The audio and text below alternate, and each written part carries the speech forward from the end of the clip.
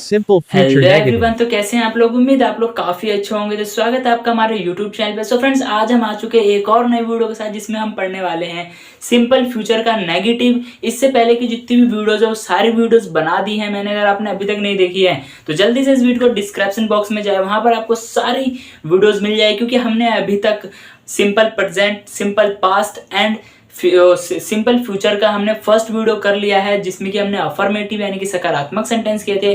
आज हम नेगेटिव कर रहे हैं, जो कि हमारी सेकंड वीडियो है, एंड नकारात्मक सेंटेंस है, नकारात्मक वाक्य है। तो स्टार्ट, ज़्यादा टाइम वेस्ट ना करते हुए स्टार्ट करते हैं आज का टॉपिक। लेकिन उससे पहले अगर आप लोग हमारे चैनल पर नए तो प्लीज़ चैनल को सब्सक्राइब करें, ध्यान से बेल आइकन को ऑन कर दें, ताकि जितनी भी न्यू वीडियोस हैं उन सभी की नोटिफिकेशन आप लोग तक पहुंच जाए। तो ज़्यादा टाइम वेस्ट ना करते हुए स्टार्ट करते हैं आज का टॉपिक।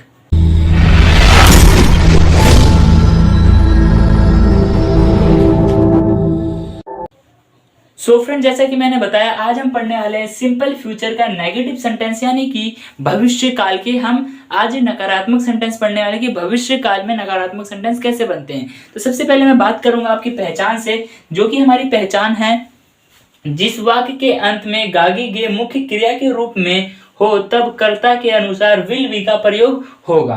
अब कई बच्चे ऐसे होंगे जिनको ये नहीं पता होगा कि विल, पहले तो हम इसमें सेल बी और विल बी दोनों का यूज करते हैं, बट आज हम इसमें बस विल बी की बात क्यों कर रहे हैं। बहुत से बच्चों को नहीं पता होगा, तो मैं उन्हें बता दूं। आपने फर्स्ट वीडियो नहीं देखी है ना, इसलिए आपको कंफ्यूजन है। तो देखो, 2020 से क्या है कि जो सेल बी था, हमारा सेल बी को हटा दिया गया है। अब हम ओनली किसको पढ़ते हैं? विल बी को पढ़ते हैं। क्लियर है? हाँ जी, क्लियर है। ओके। तो देखो, जब मतलब जिस वाक्य में गागी गे आए, वो सेंटेंस क्या है? हमारा सिंपल फ्यूचर है, और वो हमारे भविष्य की बात हो रही है।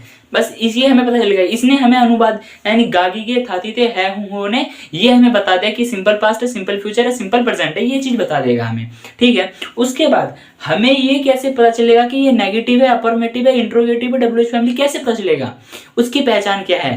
देखो, उसकी वाक्य की जो पहचान होगी वो इस तरीके से होगी। मैं कल स्कूल नहीं जाऊंगा, मैं भूखा नहीं रहूंगा, मैं वहां नहीं जाऊंगा। ये सभी हमारे क्या है? सिंपल फ्यूचर के नेगेटिव सेंटेंस है, जो कि भविष्य में नहीं होंगे, भविष्य में नहीं होंगे। मैं डॉक्टर नहीं बनूंगा, मैं डॉक्टर नहीं बनूंगा, मैं पुलिस बनूंगा। मैं डॉक्टर नहीं बनूंगा, मैं अध्यापक बनूंगा। मैं पुलिस नहीं बनूंगा, मैं अध्यापक बनूंगा। अध्यापक नहीं बनूंगा, छात्र बनूंगा। जो भी है बनूंगा, है कि नहीं है? ये हमारे क्या है? सिंपल फ्यूचर के नेगेटिव सेंटेंस है। देखो, जब हमें ये पता चल गया कि हमारा जो वाक्य होगा वो कैसे होगा, तो अब उन वाक्यों को क्या करना है? हमें इंग्लिश में बोलना है। इंग्लिश में कैसे ट्रांसलेट होगा? इंग्लिश का क्या वाक्य होगा? इंग्लिश का क्या बेस होगा? तो इंग्लिश का जो बेस होने वाला है वो ये होने वाला है, जो कि रहने वाला है हमारा सब्जेक्ट।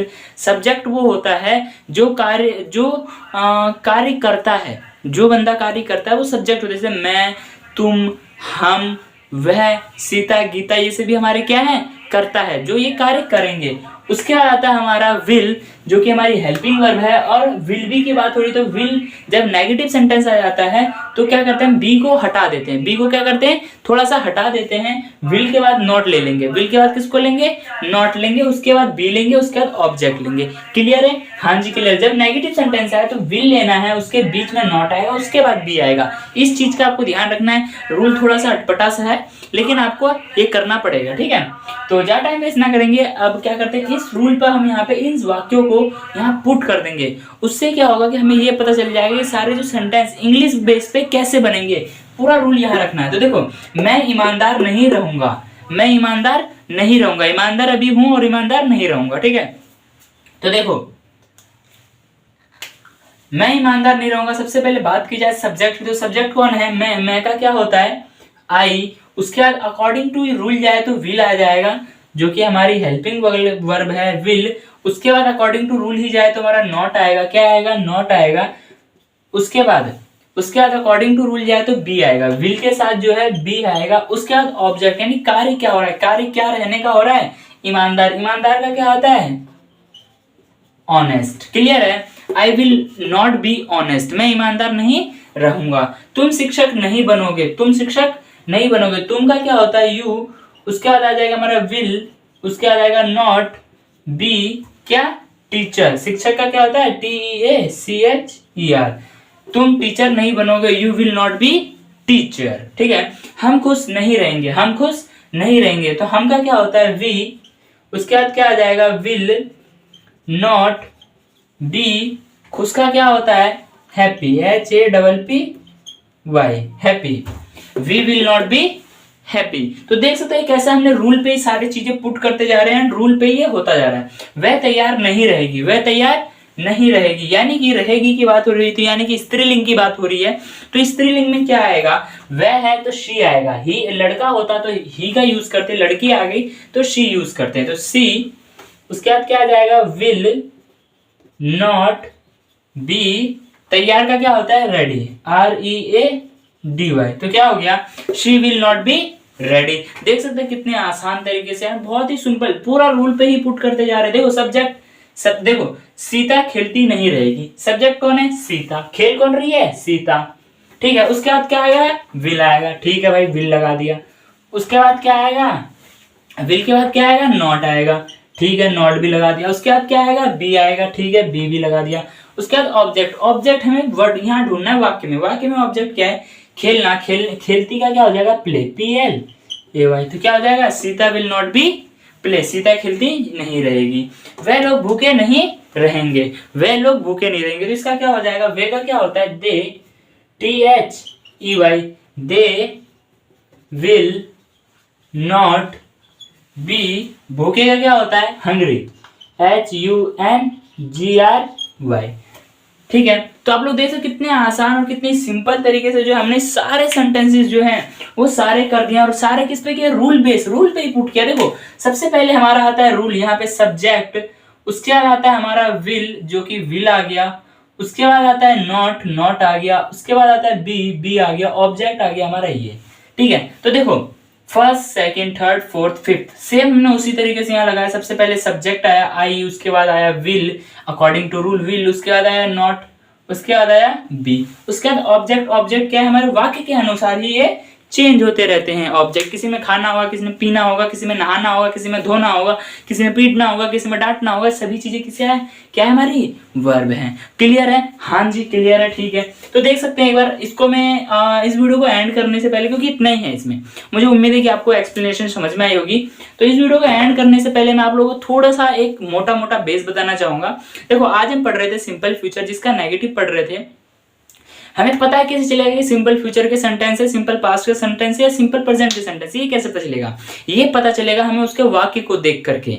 जैसे कि जब हम वाक्य सुनेंगे या देखेंगे या पढ़ेंगे तो हमें पता चल जाएगा कि इसमें क्या है। अगर वाक्य अंत में गागी गे है तो हमारा क्या है, फ्यूचर की बात हो रही है। किसकी बात हो रही है, फ्यूचर सेंटेंस की बात हो रही है, फ्यूचर भविष्य काल की बात हो रही है। क्लियर है, हाँ जी क्लियर है। अगर उसमें नॉट आ जाता है तो वो नकारात्मक है, अगर नॉट आ जाता है नकारात्मक, अगर नॉट नहीं आता तो नकारात्मक नहीं है। और अगर क्या आ जाता है तो वो क्या है, वो हमारे इंट्रोगेटिव है। तो क्या की जो मैटर है उसको हम बाद में नेक्स्ट वीडियो में करेंगे। आज की वीडियो में फिलहाल हम नेगेटिव तक ही रहेंगे, ठीक है। तो देखो इसका हमें पता है, अब देखो इतना पता चल गया, पहचान पता चल गई, नॉट आएगा ये पता चल गया, प्लस अब हमें ये कैसे बनेगा, उसके वाक्य कैसे बनेंगे, मेरे माइंड में वाक्य कैसे आएगा, ये कैसे बनेगा। देखो मैं ईमानदार नहीं रहूंगा, मैं बीमार नहीं रहूंगा, मैं भूखा नहीं रहूंगा, मैं खेलता नहीं रहूंगा, मैं बोलता नहीं रहूंगा, मैं पढ़ाता नहीं रहूंगा, मैं लिखता नहीं रहूंगा, ये सभी क्या है, ये सभी हमारे सिंपल फ्यूचर के नेगेटिव सेंटेंस है। क्लियर है, क्लियर है, हाँ जी ओके फाइन। उसके बाद हमें हिंदी नहीं बोलनी, हमारे इंडियंस की सबसे प्रॉब्लम यही, हिंदी तो बड़ी अच्छी बोल लेते हैं, वो भी कुछ कुछ लोग नहीं बोल पाते, क्योंकि शुद्ध हिंदी तो मैं भी नहीं बोल पाता था, बाकी का पता नहीं मेरे को, मैं शुद्ध हिंदी नहीं बोल पाता, ठीक है। तो देखो हम इंडियन से, तो हमारे अंदर हिंदी बोलने की सब बहुत अच्छी कला है, तो हिंदी नहीं बोलनी ना हमें, हम क्या यहाँ पे इंग्लिश सीखने आए, इंग्लिश बोलने आए, तो इंग्लिश में क्या होगा, इंग्लिश का देखो हमें जब पता चल जाएगा, वो वाक्य पता चल जाएगा। हमें तो कोई घर बनाने का मैप मिल गया, लेकिन घर के लिए बेस बनाना पड़ेगा ना, पहले बेस बनेगा, उसके ऊपर ही तो घर बनेगा, या वैसे ही डायरेक्ट सीधा घर खड़ा कर दोगे, नहीं ना। तो बेस होगा, उसका बेस जो है वो ये रहने वाला है, रूल जो कि मैंने रूल के अकॉर्डिंग यहाँ पे कर रखा है। तो सबसे पहले आता है सब्जेक्ट, सब्जेक्ट आप लोग पता है करता होता है, विल इसके हेल्पिंग वर्ब है, नॉट नेगेटिव सेंटेंस है, बी तो बी इसके साथ आती है, ऑब्जेक्ट क्या है, ऑब्जेक्ट जो कार्य हो रहा है। क्लियर है, हाँ जी ठीक है क्लियर है। अब इसको मैं बता देता हूँ। तो देखो मैं ईमानदार नहीं रहूंगा, I will not be honest, तुम शिक्षक नहीं रहोगे, you will not be teacher, हम खुश नहीं रहेंगे, we will not be happy, वह तैयार नहीं रहेगी, she will not be ready, Sita खेलती नहीं रहेगी, Sita will not be play, वे लोग भूखे नहीं रहेंगे, they will not be hungry. तो देख सकते हैं कितने आसान तरीके से हो चुके हैं, एंड मुझे उम्मीद है कि आप लोगों को समझ में आया होगा। तो आज वीडियो को यहीं एंड करते हैं, लेकिन उससे पहले अगर आप लोग चाहो तो इसका एक स्क्रीनशॉट ले सकते हो, जो कि आप लोगों को काफ़ी ज़्यादा बेनिफिट्स देगा। ठीक है, तो मुझे उम्मीद है कि आपने इसका स्क्रीनशॉट ले लिया होगा। तो आज की वीडियो में इतना ही, मिलते हैं नेक्स्ट वीडियो में। Bye bye, thanks for watching this video.